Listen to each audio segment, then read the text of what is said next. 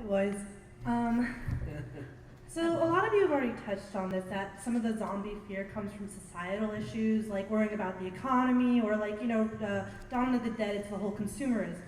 My question to you is, how do you think fast zombies change this? Fast versus slow. Max Brooks. Anyways, but all of you really. Zombies are only in the movies. No.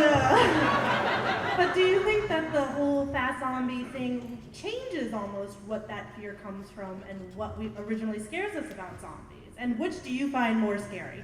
So I got a chance to interview Romero once, accidentally, at a conference, which was kind of cool. And we asked him about this, and I said, what's your opinion? Why fast versus slow zombies? Why did you make them slow? And he looked at me like I was an idiot. He's like, because they're dead. So a few years ago, Simon Pegg did an interview with a British newspaper called The Guardian, and he had a line I really liked, which was, "Being dead shouldn't be a superpower." And I often agree with that, but also something I've heard Max say before that I think is really neat is that one of the things that makes zombie movies and zombies books so interesting is that there's almost no excuse for getting got by a zombie, right? It's slow, it's dumb, it can't read, it can't use tools, but you're so screwed up and you will make such poor choices that these things that there's no excuse to get eaten by are still going to eat you because you suck that much. Yeah. For that reason, I like slow zombies. He said it exactly. I mean, you can eat a sandwich while you're running away from a zombie. So it's all about how we mess up. To me, that's what makes the slow-moving zombies way scarier. It's about the people. Yeah. Like, they don't win, we lose. Right. Yeah. There's also this sort of anticipation thing, right? Like, just pull out another quote. Alfred Hitchcock said, "There's no fear in the bang, only in the gun." So holding the gun, that's the fear, the anticipation of the gun. Once the gun goes off, it's like, the gun went off. So that's the notion of the slow zombie, right? You might get away now, but sometimes you got to sleep, and they're coming at you forever, and it's like, they're just constantly marching towards your front door. A fast zombie, you'll be dead before you know it. Yeah, right. Somebody once asked me, like, would you write a zombie survival guide for fast zombies? I'm like, yeah, it'd be a pamphlet. It would call Kiss Your Ass Goodbye.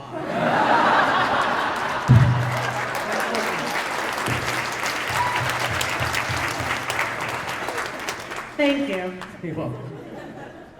How's it going? I took a class in college about apocalyptic rhetoric, and we really focused on how movies like zombie scenario and imagery is often used to display political or humanitarian goals. Do you guys think that this advances the popularity of the genre, or it goes largely unnoticed? Panel? I'd say this goes largely unnoticed. If you look at maybe among zombie fans, we'll say 10 years ago, 20 years ago, when there were small groups of them, people were really looking at social commentary in Romero's films and some of the others. But now we're talking about bigger numbers. In the U.S. alone, over 15 million people caught the Walking Dead season finale. So I mean, we're talking about, it's not just zombie fans. It's 5-year-olds sitting with their families, it's your grandmother, it's your grandfather, and they may not be paying attention to that. They may be looking for the zombie killer, they may be looking for Daryl and his crossbow because everybody has their, I understand something. Yeah. One lady in particular. Yeah, I'd say it goes largely unnoticed now, but maybe the more hardcore fans are the ones who are looking for it. You mentioned social commentary. It makes me think, when my first book came out a few years ago, I had a friend who was in the Peace Corps in Rwanda.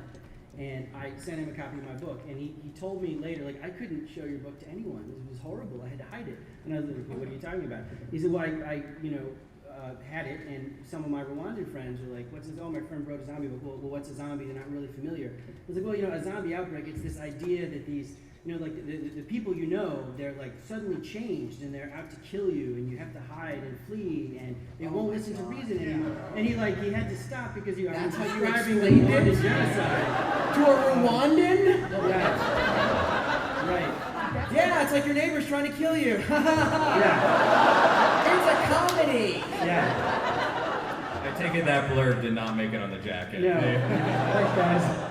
But the thing that interested me is I think sometimes that an interest in horrible things like zombie outbreaks can make people think about or credit that sometimes things like this can happen, and expanding your mind to be able to react appropriately when they do ahead of time might be a good thing. So I started reading, where I actually started Zombie Ohio the other day, and started noticing that I had seen a lot more of the smart zombies, where they can actually do things, and some of them they're even giving them a more human. They've only changed state. Why are we seeing these? Is this another aspect of scarier things, or is this just, hey, we want to write something a little bit different? No, that's been with us a while. Romero did it in Day of the Dead, where Bub started to learn. Yeah. I mean, he used to salute and he could work Yeah. guns. So I mean, zombies learning has been with us for some Yeah, time. George calls it remembered behavior, so it's not so much. So in the non-Romero things, they actually do take on new information, and in Action Survival of the Dead, they learn actually to eat it. And Land of the Dead. And Land of the Dead too, right? Most of the time, it's sort of they return. Remember in Dawn of the Dead, why are they back at the mall? Well, this place mattered to them; it had some importance. So they go back to things that were once familiar at a very, very rudimentary level. If you want, though, to advance your storyline, you're going to have to go further than that, and that's what happened in movies like Warm Bodies, for example, where they're fall in love, and they listen to vinyl records. I call them ZWPs, the zombies with personalities, because they, you see them like with Fido, which I love Fido, That's a great and, movie, yeah. and really the end of Shaun of the Dead, you sort of see that a little bit. I think part of it is it's the evolution of the genre, and it's also kind of fun to play with. It's like if you can take that fear and make a good scary movie and do that over here. Well, okay, the next step is maybe to turn that on its head a little bit and play a little bit more with it. But so I think that you will continue to see more of the zombies with personalities. But yeah, certainly Bub, and then Big Daddy is Land of the Dead, right? Yeah, Big Daddy. he's with the gas. Hell, Tarman, really, Yeah. like the whole brains, like. There's like in Return of the Living Dead, there's the guy that gets on the CB, the zombie that gets on the CB and says, "Send more cops." Right, send more cops, yeah. Who I love. Yeah. He actually said, "Send more paramedics." No, he said both. Said both. It was a separate guy that says cops. Like, Yeah, right? someone's gonna Google it out there. Yeah. We'll know. Well, in the original I Night of love Living, that movie. in Night of the Living Dead, in the opening scene of Night of the Living Dead, we have the cemetery zombie who's essentially running more or less, right? So he's moving pretty fast. And uses a tool. At some point, Yeah, picks and he up a picks rock up, and- and he knows yeah. what a car door handle is. Yeah. And he picks up a rock and tries to breaks a car window. So And fear of fire implies self-preservation. Yeah, there you fear go. of fire it means Well, you can yeah. recognize a threat. But I want to say that I think adding that extra level in also in some ways, either depending on the way you want to go, you can go the Shaun of the Dead and make it more heartwarming, or you can go the other direction and make it more scary by bringing it a little bit closer back to who we are.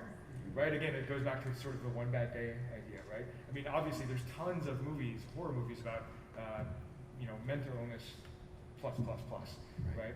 Like what happens when somebody snaps and loses it. And so when you bring that slightly more towards who we are, I think that humanizes it and then makes it even more scary. For me, I don't go in for the smart zombies, because for me, the smarter a zombie gets, the more human they get. And what is essentially terrifying to me about zombies is that they're inhuman. You cannot connect. And then when you start to make them human, I'm not into it. It's like when the Borg started to talk, like when you had like the Borg Queen and they started to become sort of human. I was like, oh, like that didn't scare me as much as the first Borgs when they were just drones. I was like, oh my god, you got to kill them or they're going to kill you. That's terrifying. No middle ground. You can't talk to them. You can't negotiate. If you're French, you can't surrender. There's nothing. ouch. Next question. Just because you guys are kind of like the world's preeminent experts on zombies, in the event of the zombie apocalypse, aside from the clothes on your back, what is the one and only item you're taking with you into the apocalypse? Each of you, please, just one item. TARDIS.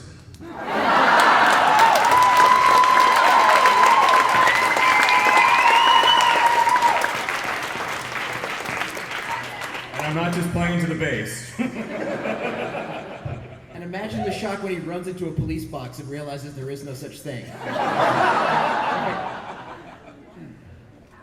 Anybody else? I'm taking a spear, a sharp weapon, something. I feel like for me it's about like surviving the first 24 hours.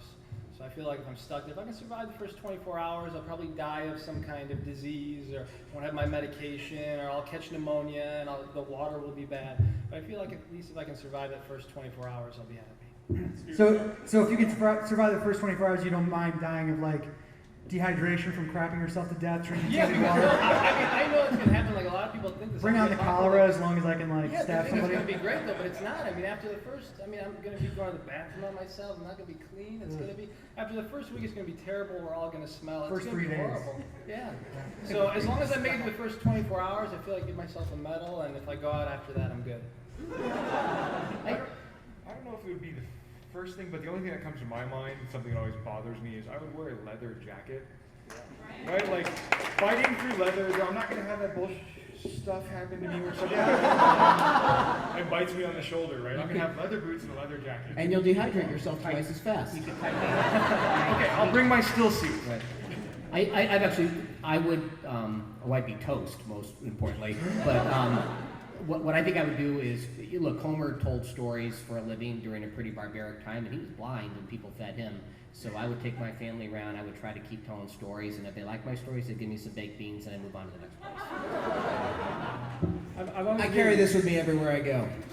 Half a dozen tools in one. You don't carry that on the plane, though, unfortunately, right? What's that? You can't carry that on the plane anymore. Yes, you can now. Just recently. The TSA let us carry knives. Can't carry a bottle of frickin' water, but you can carry one of these. Yay, USA! I would have to pretend to be more useful than I actually am, like a doctor or an engineer or someone who could so I'd like have like a stethoscope or something that you should save me because honestly I have no useful skills that would help anybody. Everybody on this ship has a purpose. Unfortunately, I just got the word that we got the last question right here, so this one right here, last question. Sorry everybody else. All right, young waiting, I man. appreciate it. Well, I just wanted to know, what did the word zombie, come from? It's Haitian, means ghost. Yeah. It's Creole actually, and because Haitian is a language, and it translates, I think, literally to ghost. Yeah. So, And there's sort of variations of it. Yeah, like there's this voodoo snake god. Yeah, there's like a West African snake god that's sort of called zombie, and All that's different kinds That's of- the theory, is then it came over to Haiti and sort of changed, and There's a book called The Serpent and the Rainbow, which is also a movie. If you're interested, I don't think it's a perfect book, but if you're interested in things like word origins, check it out. And the movie wasn't very close to the book, and that's the first time and only time that's ever happened.